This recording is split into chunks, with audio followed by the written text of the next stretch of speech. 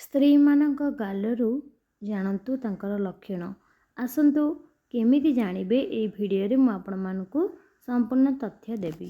Number 1 जो महिला मानक गालरे डिम्पल रही सेही स्त्री मानकर व्यवहार बहुत भल होइथाए एवं से माने बहुत ही रोमांटिक होइथांती किंतु तांको ऊपर भरोसा करा जाय पारिबो मध्य नाही। 2 नंबर जो स्त्री मानकर डाहाण गाल छोट होइथाए सेही स्त्रींकर स्वामींकर प्रथमे मृत्यु होइथाए। एहीपरि स्त्रींकर कोमलता सह साहस मध्य अधिक थाए। 3 नंबर जो स्त्री हसिबा समय रे गाल गुड़िक अधिक फुल्का देखा जाए सही स्त्री 35 वर्ष पाखापाखि विधवा हेबार आशंका रही थाए। एही स्त्री मानकर जीवन सबुबले परिश्रम करिबारे व्यस्त थाए। 50 वर्ष परे ही एमानकु सुख प्राप्ति होइथाए। दर्शक बंधु थरुटी ए वीडियो कमेंट सेक्शन में जय जगन्नाथ अवश्य लिखि दियंतु। प्रभु जगन्नाथ समस्त दुख कष्ट दूर करिवे। 4 नंबर जो स्त्री मानकर गाल गोलापी रंगर हेबा सहित गाल गोल अटे सही स्त्री माने भाग्यशाली अटती एवं एही स्त्री माने जो काम विषय भावती सही कार्यटी संपूर्ण करके ही छाड़ती एवं सफलता मध्य सेथिरे से पाई थांती।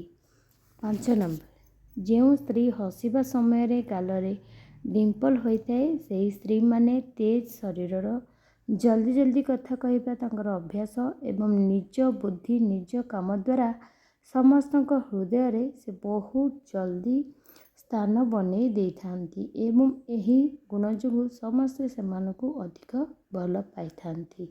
6 नंबर जो स्त्री मानकर बाम गाल छोट होइथाए सही स्त्रींकर मृत्यु निज स्वामी को मृत्यु पूर्वर होइथाए। से माने अखंड सौभाग्यशाली होइथांती।